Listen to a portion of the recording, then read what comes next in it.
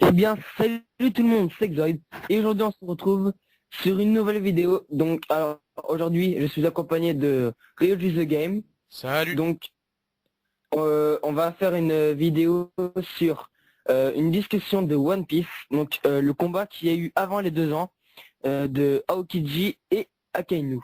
Donc, je vais vous faire un petit résumé de ce qui s'est passé. Alors, après la guerre de Marineford, Sengoku va démissionner et va conseiller à Aokiji pour le succéder au poste d'amiral en chef. Mais Akainu, encouragé par de nombreux alliés de la marine, décidait de livrer un combat contre Aokiji pour déterminer le successeur, de Sengoku. Le combat a duré 10 jours, mais finalement Akainu a triomphé et est devenu le nouvel amiral en chef, tandis que Aokiji a démissionné de la marine.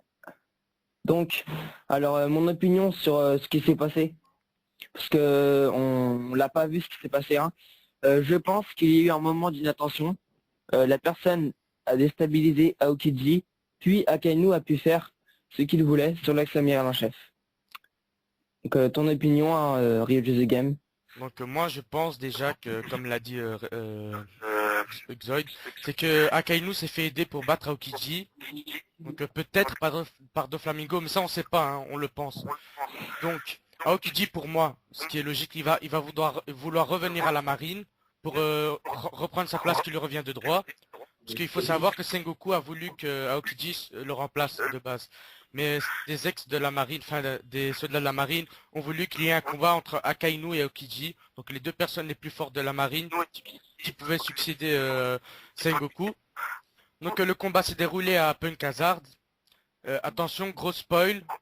Donc à Punk Hazard, on a gardé des séquelles. La moitié est en glace, donc du côté d'Aokiji, et de l'autre côté de la lave. Donc, ah oui, et Aokiji est devenu vagabond, donc clochard entre parenthèses. Il a perdu une jambe dans le combat et s'est fait brûler au niveau de l'épaule. Sakazuki, on ne sait pas si il a été blessé, etc. Parce qu'on ne l'a pas encore vu 2 ans après.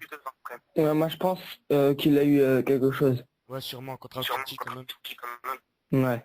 Donc, faut savoir aussi qu'Aokiji, c'est pas son vrai nom, c'est Kuzan, et Akainu, Ouais. c'est Sakazuki. Mm. Et on peut dire aussi, enfin c'est un peu comme ça que le combat est venu. Euh, Au moment où Robin, dans la phase de Robin, on voyait Sengoku, non, on voyait Sakazuki, donc Akainu, et on voyait Kuzan, donc Aokiji. Aokiji. Donc il était vice-amiral, et pareil pour Sakazuki. Et Sakazuki a explosé un bateau de la marine en croyant qu'il y avait une personne de Ohara, un scientifique de Ohara, dans le bateau de la marine. Ouais. Donc il s'aimait pas déjà quand ils étaient déjà vice-amiral, donc Ouais, c'est des ennemis, ça des sera rivaux. beaucoup arrivé.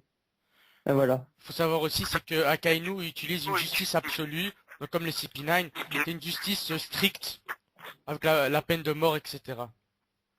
Ouais. Donc voilà, c'est tout pour la discussion.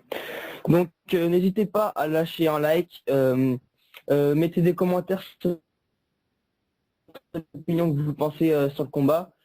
Vous pouvez mettre aussi si on a bien fait la vidéo, ça pour la première fois. Ouais. Et vous pouvez vous abonner à la chaîne et on se retrouve pour des prochaines vidéos. Et ciao ciao.